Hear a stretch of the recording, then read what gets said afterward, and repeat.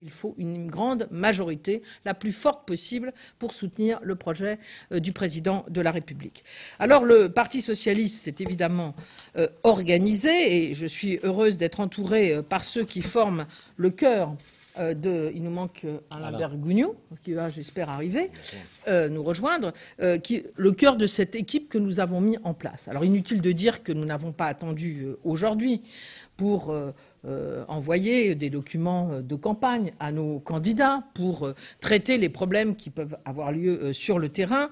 Mais néanmoins, il nous semble extrêmement important d'avoir ici une équipe qui est à la fois performante sur les argumentaires à envoyer à nos candidats. Chaque mesure prise par le gouvernement donnera lieu à un document. Chaque attaque de la droite donnera lieu à une riposte sous la même forme. Quasiment chaque jour, nos candidats vont recevoir des argumentaires venant du Parti socialiste, mais aussi la communication globale qui doit être la nôtre, que ce soit sur les télévisions, dans les meetings ou dans les relations avec nos concitoyens. Déjà, beaucoup, vous le savez, de documents sont partis avec un seul slogan, une majorité pour le changement.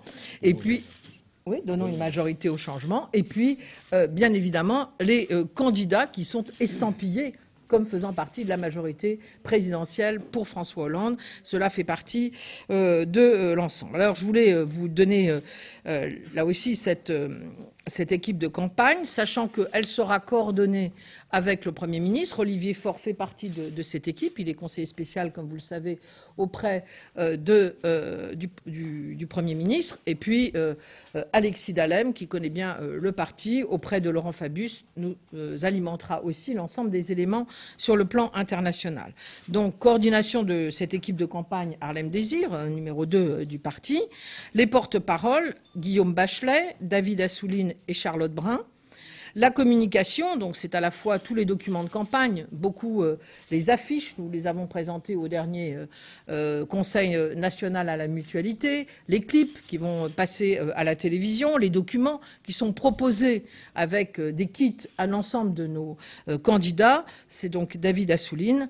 Argumentaire riposte, Guillaume Bachelet a fait, chacun connaît son talent, et qui a été extrêmement utile à notre candidat devenu président de la République. Donc, argumentaire riposte, il s'agit de donner des éléments de fond à nos amis candidats pour pouvoir effectivement dire aux Français ce qui est en train de se passer au gouvernement, ce qui va arriver pour répondre à la droite. C'est d'ailleurs Alain Bergugno qui va faire cette veille de la campagne de la droite. Et puis, le secrétaire général de notre équipe de campagne, Albin, je ne sais pas où il est, Albin, il n'est pas là, Albin Herbette.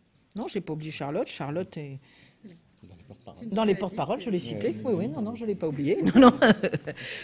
Dans les porte-paroles, là aussi, c'est une équipe où nous essayerons qui n'est pas tout à fait paritaire, mais enfin, le tempérament de Charlotte et de moi-même devrait compenser nous avons besoin là d'être extrêmement efficaces dans les 3 semaines qui viennent. Je voulais aussi vous dire que nous avons décidé, vous le savez, avec le Premier ministre, de mener campagne main dans la main. D'abord, vous dire que les ministres iront d'abord dans les circonscriptions les plus difficiles à gagner. C'est ce que nous avons décidé. L'ensemble des éléments ont été donnés au Premier ministre pour que le gouvernement se déplace là où c'est le plus nécessaire. C'est toujours agréable d'aller voir des amis et d'avoir des salles extrêmement pleines, mais je pense que c'est beaucoup plus utile, c'est ce que j'ai fait personnellement dans la campagne présidentielle, d'aller là où c'est le plus difficile, dans les quartiers en difficulté, dans des zones rurales, là aussi en difficulté, pour traiter effectivement avec les Français directement les problèmes qui sont les leurs.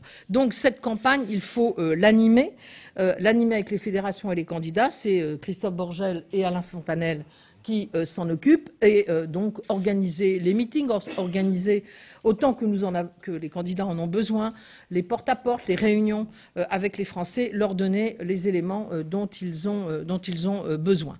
En ce qui me concerne, l'agenda est plein, bien évidemment, je commence ce soir, mais vous le savez, nous avons décidé avec Jean-Marc Ayrault de faire des meetings communs, symboliquement dans nos villes, à Nantes, le 2 juin, à Lille, le 7 juin, et entre les 2 tours, à Paris, le 13 juin, avec Bertrand Delanoë.